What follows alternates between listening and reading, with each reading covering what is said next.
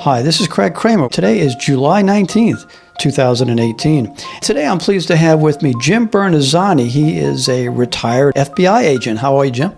Very good, Craig. How are you doing? I'm doing great. What are you doing right now? I'm an adjunct professor at Tulane University School of Professional Advancement, centering on Homeland and Emergency Security Studies. I've interviewed you once not too long ago about national security issues, and there's a lot of talk about President Donald Trump and Russia and Putin. Do you consider this to be a political issue? I have a lot of friends that say, look, this is just the Democrats trying to say, make excuses for the loss or try to attack Donald Trump in some way to make him look bad. Is this a political issue or an American issue? This is a national security issue. What President Putin is doing right now is administering a very effective active measure.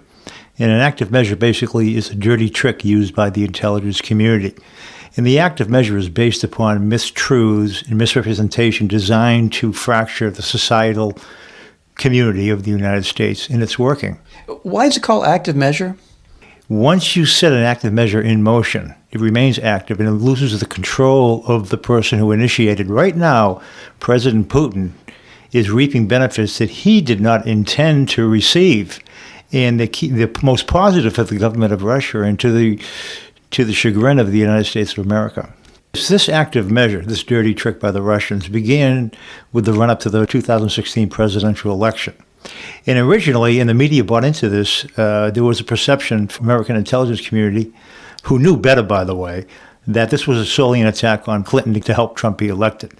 Once President Trump became President-elect Trump, this active measure turned on President Trump.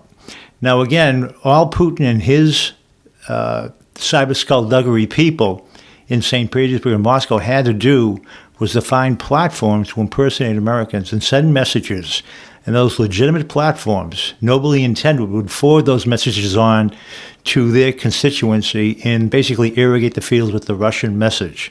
Now, early on, when you heard about Lock Hillary Up, that was part of that active measure that was born by the Russians, sent to the appropriate political establishments who irrigated the fields for the Russians. The Russians built their plausible deniability. And then the Americans took over and did their job. Exactly right. They became the irrigators of the field. The Russians were hands off. Let this active measure take root unto its own. And this active measure assumed a life of its own. Well, when everybody was reporting that this was an attack on Hillary Clinton, this active measure then turned on President-elect Trump. And if you remember the sayings that Trump is not my president, they gained traction. That was this active measure attacking other platforms that not necessarily were in line with the ambitions and the intentions of President-elect Trump. And I'll tell you right now, if you don't understand the difference between politics and national security, you're going to be Putin's best customer. Pull yourself out of your Republican mindset, pull yourself out of that Democratic mindset, that independent mindset, and put yourself into the American mindset.